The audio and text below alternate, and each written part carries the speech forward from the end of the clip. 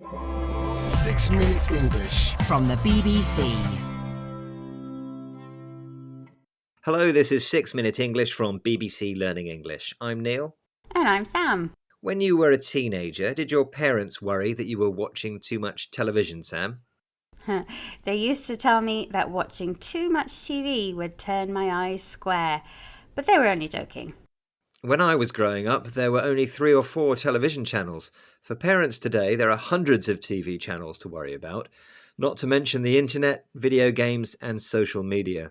And all of it is accessible through a smartphone. No wonder parents are worried about the impact of technology on young people. I don't think it's all bad news, Neil. In fact, in this programme, we'll be taking a look at a new report which finds little evidence to link technology with mental health problems in adolescence. That's young people who are in the process of developing from children into adults. I'm not convinced, Sam. Think about how much time youngsters spend staring at screens every day.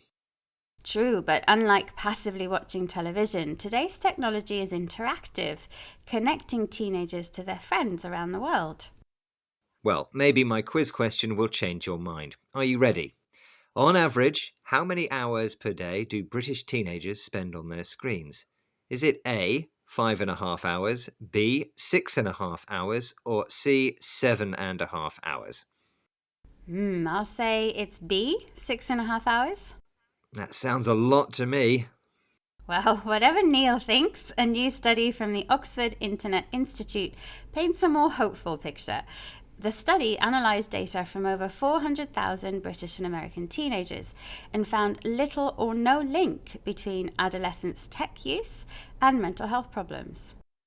Listen to Gareth Mitchell and Glenn Boddington, co-presenters of BBC World Service's Digital Planet, as they discuss the report's findings. Glenn Boddington, you've been looking at some of the findings yourself, haven't you? So what's your response so far? Were you expecting, Glenn, to see some kind of smoking gun, some kind of link that would say, here we are, here are the harms?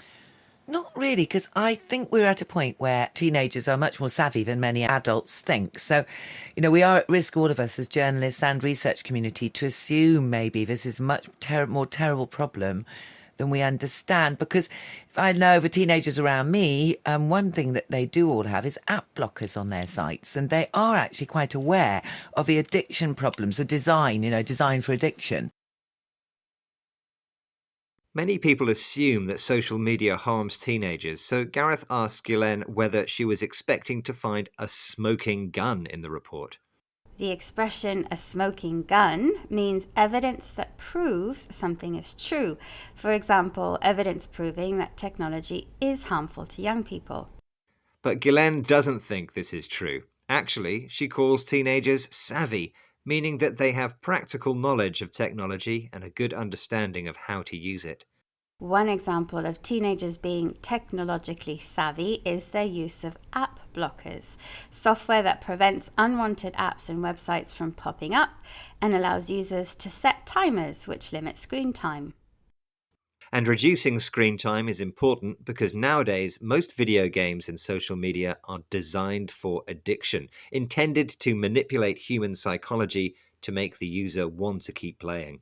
But it seems that today's adolescents are savvy enough to know how to use electronic devices sensibly. How else can we explain the fact that, according to this research, there's no clear link between using tech and mental health problems? Yes, that's certainly the view of the research team leader, Dr. Matt Ivoire. Here he is speaking with BBC World Service programme Digital Planet about an interesting and very modern term. See if you can hear it. We often hear the term digital native. You grow up with a device in your hand almost, and then it's not a surprise that you are skilled in using those technologies to your benefit. Did you hear the expression Dr. Ivoire used, Sam? Yes, he called teenagers digital natives, meaning someone who is very familiar and comfortable using computers and digital technology because they've grown up with them. So maybe there are benefits to spending hours looking at screens after all. In my quiz question, I asked Sam about the average daily screen time for British teenagers. I said it was B, 6.5 hours. which was the correct answer. Very savvy of you, Sam. Okay, let's recap the vocabulary from this program about the impact of tech on adolescents. That's young people who are developing into adults. Today's adolescents are digital natives, people who are very familiar with digital technology because they've grown up with it. If you are savvy, you have a good practical understanding of something. A smoking gun refers to information or evidence that proves that something is true. An app blocker is software that blocks pop-up apps and websites and allows users to set screen time limits. And Designed for Addiction describes immersive video games and social media, which are designed to manipulate human psychology and make it hard to stop playing. That's all for this program, but if you're interested in the issues around digital technology and want to find out more, then why not visit the BBC Digital Planet website or follow them on their Twitter handle @Digital Planet. Bye for now. Goodbye. 6 Minute English from bbclearningenglish.com.